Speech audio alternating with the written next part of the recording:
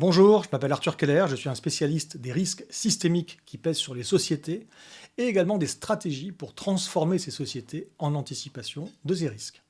Aujourd'hui, on va parler de systémique, de l'analyse systémique, de voir en quoi ça peut permettre de mieux comprendre, de comprendre différemment en réalité les problèmes, de les caractériser d'une manière qui est en décalage avec ce qu'on a l'habitude de faire, mais aussi derrière, de concevoir ou de reconcevoir l'espace des réponses possibles, des réponses pertinentes.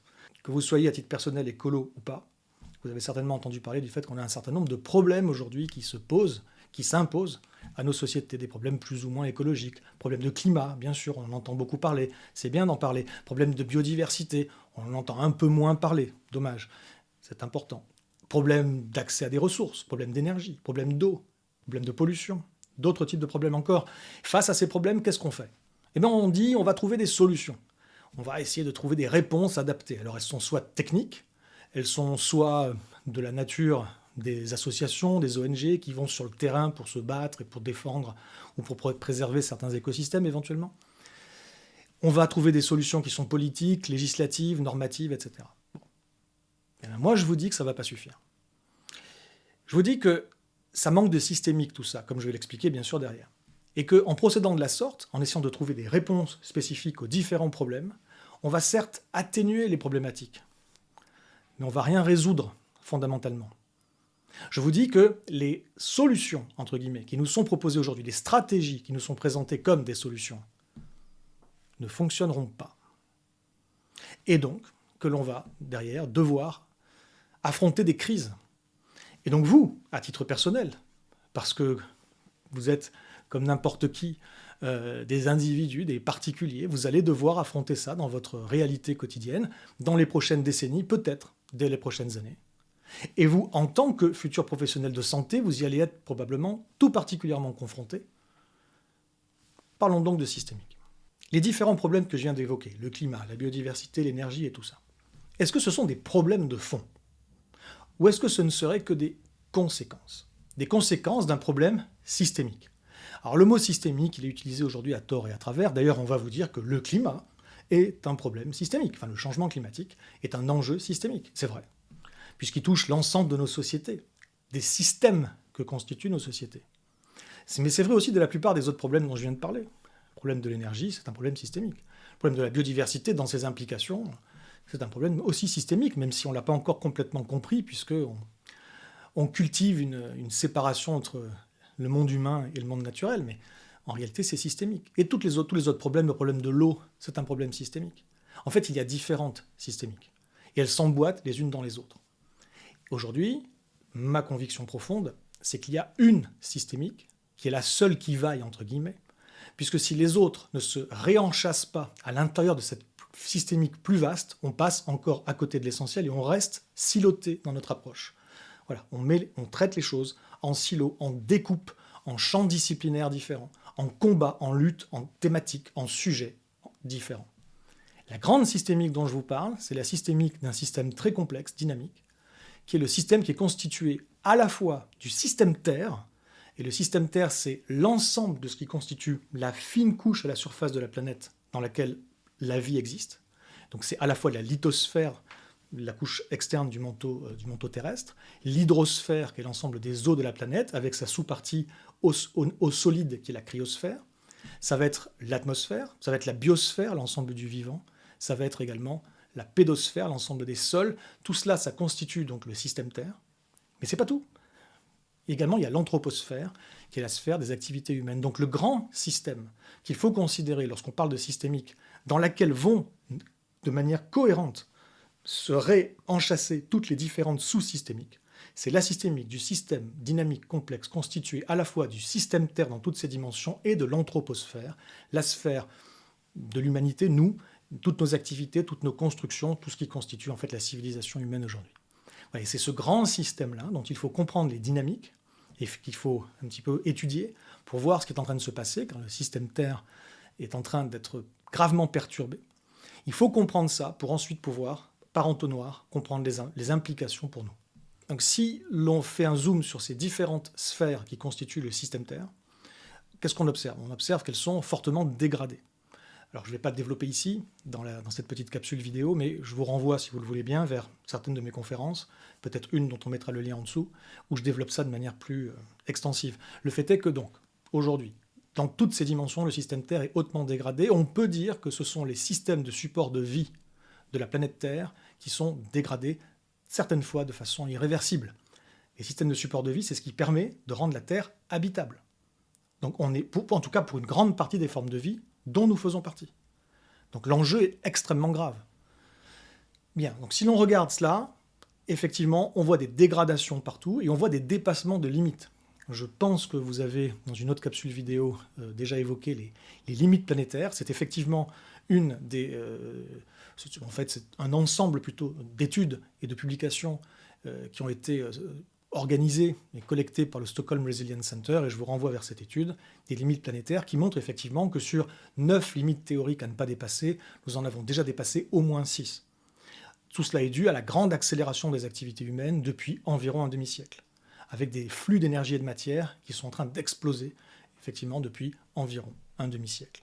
Alors fondamentalement, le problème c'est quoi? Le problème c'est que l'ensemble des activités humaines constitue une sorte de méga-machine qui convertit la nature en déchets.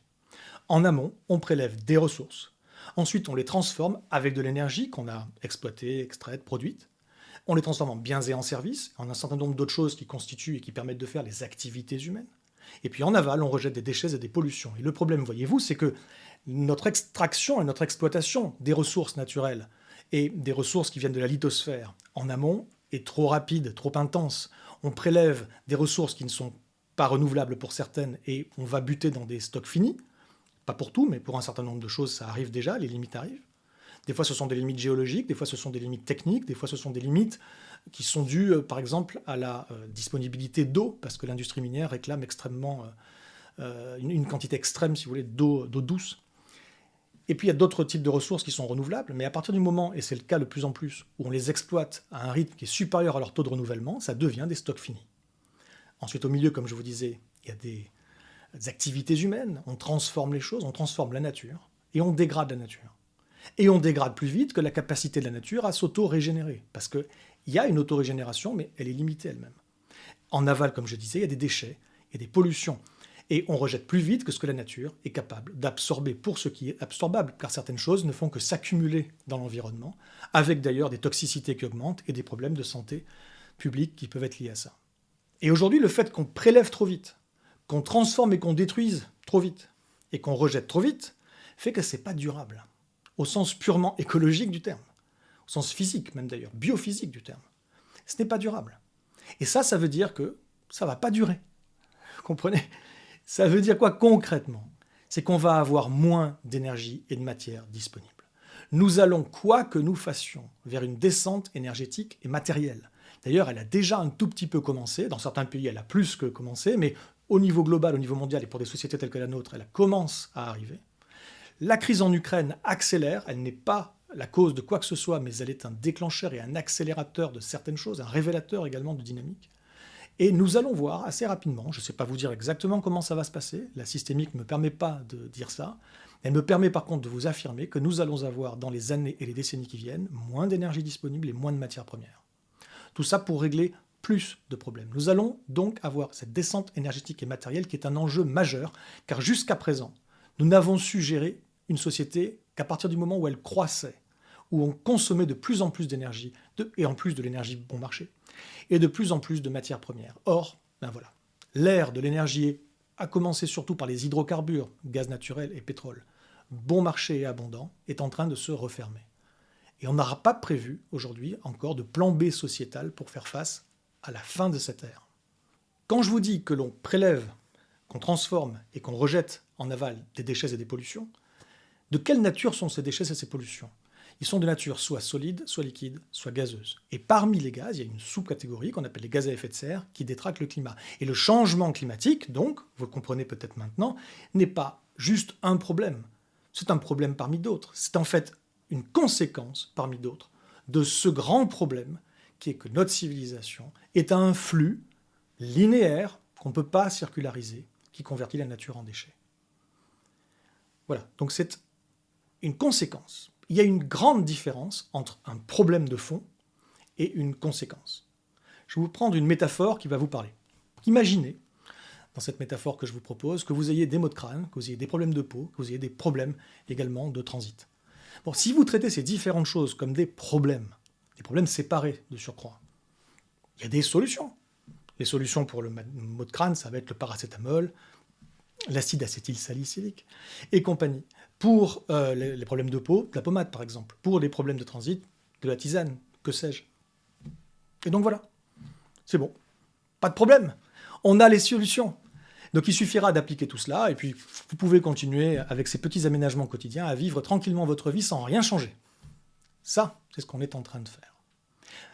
Aujourd'hui, au niveau mondial, on traite les différents problèmes, le climat, etc., comme des problèmes spécifiques auxquels on essaye, c'est pas sûr qu'on y arrive déjà, de trouver des solutions spécifiques. Et puis pour le reste, ça va, vous pouvez continuer votre vie sans changer grand-chose. Quelques petits aménagements. Mais imaginez que ces différents problèmes ne sont en réalité que des symptômes du fait que vous avez un cancer généralisé. Allons-y. Alors, vous allez traiter le cancer en additionnant simplement le paracétamol, la pommade et la tisane. Bonne chance. Donc, on comprend facilement avec cette métaphore-là, qui est évidemment simpliste et qui a ses limites, mais on comprend qu'il y a une différence fondamentale entre s'attaquer aux différents symptômes et s'attaquer à la maladie. La thérapie pour la maladie, c'est une thérapie de choc en l'occurrence. Ce qui n'a rien à voir avec les petits ajustements cumulés qui sont les différentes réponses aux différents symptômes. C'est même pas une question d'intensité, c'est pas qu'il faut faire plus, c'est qu'il faut faire des choses radicalement différentes, qui n'ont rien à voir. Il faut avoir compris le cancer pour comprendre la nécessité d'une thérapie de choc. Je sors de ma métaphore. Au niveau mondial, il faut avoir compris que l'habitabilité de la planète Terre est en danger pour accepter l'idée d'une thérapie de choc. Et la thérapie de choc, ce n'est pas juste les réponses qui nous sont proposées aujourd'hui aux différents problèmes. Même la décarbonation de nos sociétés, qui est absolument majeure. C'est un grand enjeu, pour l'instant d'ailleurs c'est mal parti, mais malgré tout, essayons. Il faut tout faire pour, parce que ce symptôme de changement climatique à lui tout seul est tellement grave qu'il va nous tuer si ça continue. Donc il faut impérativement, je ne dis pas le contraire, décarboner les sociétés. C'est vital. Mais c'est dérisoire. C'est vital, mais c'est du paracétamol, pour revenir à la métaphore. Donc si on ne s'attaque pas fondamentalement au problème, qui est le fait que nous sommes dans une méga-machine qui convertit la nature en déchets, et que les flux de cette méga-machine, à la fois les flux extractifs, les transformations, les destructions et les pollutions, tout cela est largement au-delà de la capacité de charge de notre planète, si on ne s'attaque pas à cela, il n'y a pas de réponse possible. Vous n'arriverez pas à survivre simplement si vous soignez les différents symptômes sans traiter la maladie, sans traiter votre cancer. Donc, aujourd'hui, comment on fait pour s'attaquer à la cause des causes? Si l'on regarde comment se comportent les gens aujourd'hui, et quand je dis les gens, c'est tout le monde, je mets dans le même panier à la fois le particulier lambda en France et ailleurs, évidemment dans des situations très différentes les unes des autres, ou l'élite politique, et tout le reste entre les deux. Donc les gens de manière générale, quand on regarde comment ils se comportent, on peut dire qu'ils se séparent, qu'ils se répartissent dans plusieurs catégories. Il y a la catégorie de ceux qui sont dans le déni le plus total, ou qui ne s'y intéressent pas parce qu'ils ne veulent, ou ils ne peuvent pas, ou ils pensent qu'ils ne peuvent pas. Donc déjà, il y a toute cette partie-là qui est loin d'être négligeable encore en 2022. Ensuite, il y a une partie des gens qui, ont commencé à prendre conscience, mais qui sont un peu dans le déni, qui restent malgré tout dans une autre forme de déni. Ils nient pas qu'il y a des problèmes, mais ils nient qu'il y a une limite à la capacité de l'homme à résoudre les problèmes. Ils pensent que tout est possible, on va s'en sortir, on s'en est toujours sorti, patati patata. C'est un grand storytelling, ça, très répandu. Ensuite, il y a ceux qui commencent à dire quand même, ça sent mauvais là, on va faire quelque chose pour le climat. Et 9 fois sur 10, c'est que le climat. Alors c'est très bien de s'occuper du climat, comme je disais tout à l'heure, si on s'en occupe pas, c'est gravissime. Donc absolument vital de s'en préoccuper, mais si on fait que ça. Donc il y en a qui s'occupent d'autres problèmes. Très bien. Et dans le meilleur des cas, on fait du multidisciplinaire. C'est-à-dire qu'on va faire et le climat, et les ressources, et l'énergie, et ceci, et cela. Mais la systémique, c'est pas ça. C'est pas de la systémique que de faire du pluricilo. La systémique, c'est remonter aux causes des causes. C'est de voir comment les différents silos interagissent entre eux. C'est plus complexe évidemment, mais c'est surtout, c'est pas que c'est plus compliqué nécessairement. Complexe, ça veut pas dire compliqué, ça veut dire multidimensionnel. C'est surtout une autre approche, c'est toute une autre façon de raisonner qui n'est pas naturel, parce que ça ne nous est pas enseigné à l'école aujourd'hui encore. On est dans du réductionnisme, on réduit dans des champs séparés, dans des disciplines séparées. Et puis quand un problème est trop compliqué, on le fractionne en problèmes plus simples à résoudre les uns. Voilà, c'est comme ça qu'on fonctionne. Et pour les problèmes techniques, ça marche très bien. Pour les problèmes systémiques, ça ne marche pas du tout. Et donc voilà, aujourd'hui, j'attire votre attention sur le fait que soigner les différents symptômes, qui est aujourd'hui le mieux qu'on ait en tête comme intention, et c'est même pas sûr qu'on y arrive, ça ne va pas suffire. Et que les problèmes sont systémiques et qu'il faudrait changer tout le système et que ça, on ne sait pas faire. Et je ne veux pas que la conclusion de mon intervention soit complètement négative. Je ne veux pas que vous ayez l'impression que c'est foutu, il n'y a plus rien à être fait. Ça n'a pas de sens de dire c'est foutu. Est-ce que c'est trop tard pour éviter une catastrophe? Honnêtement, oui. Est-ce que c'est trop tard pour éviter une catastrophe encore pire? Non.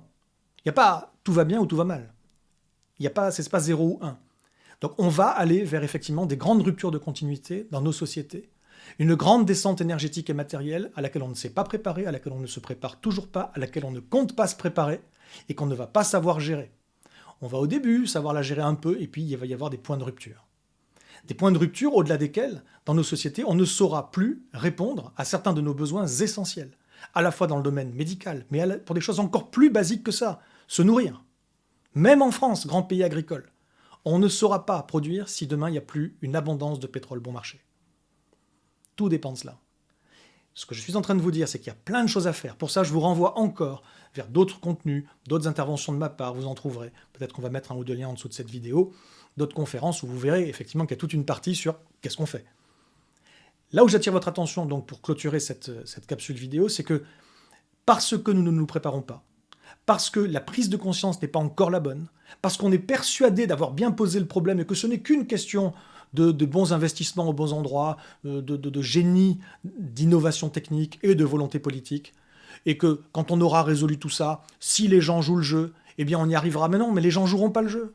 Certains le jouent déjà et certains vont le jouer, mais globalement le système ne jouera pas le jeu si on ne le change pas. Si on ne change pas les règles de ce système, si on ne change pas la manière dont il s'organise, si on ne change pas les indicateurs, si on ne change pas les finalités, si on ne change pas les priorités, c'est un changement de système. Ce n'est pas le système qui va s'aménager pour résoudre les différents problèmes. Le problème, c'est le système. C'est le mode de société, le modèle de société dans lequel nous vivons. J'attire votre attention là-dessus. Et j'attire votre attention sur les implications majeures que ça va avoir quand ça va tomber en panne. Ce ne sera pas du jour au lendemain, mais ça peut être assez rapide. Quelques mois, quelques années, c'est très rapide. On ne réorganise pas une société en quelques années. Derrière, il y a des enjeux forts, et y compris des enjeux en termes de santé. Vous, votre capacité demain à gérer des crises qui ne seront pas simplement alimentaires ou sanitaires, mais peut-être même carrément humanitaires. Et je parle bien de la France, je ne parle pas uniquement des pays, ce sera évidemment le cas, et avant d'être le cas en France, dans d'autres pays moins avantagés, mais même en France, dans les prochaines décennies, peut-être avant 2030, j'en sais rien, je ne suis pas Nostradamus, on va avoir des situations graves à gérer, et ça va en partie retomber sur vos épaules en tant que membre du corps médical. Donc il faut que vous vous prépariez à tout cela, et que vous vous prépariez au fait que vous allez devoir gérer de plus en plus de problèmes avec moins d'énergie et de matière, avec moins d'équipements peut-être, avec moins de flux de ressources, de produits, de substances pharmaceutiques, de fournitures jetables, souvent à usage unique. Ce système-là qui est extrêmement demandant en termes d'énergie et de matière, ne va pas pouvoir durer encore éternellement. Voilà, je vous ai attiré votre attention là-dessus, et pour le reste, une fois de plus, allez creuser sur d'autres contenus pour savoir tout de même ce qu'on peut faire face à ça, parce qu'il y a des pistes. Je vous remercie.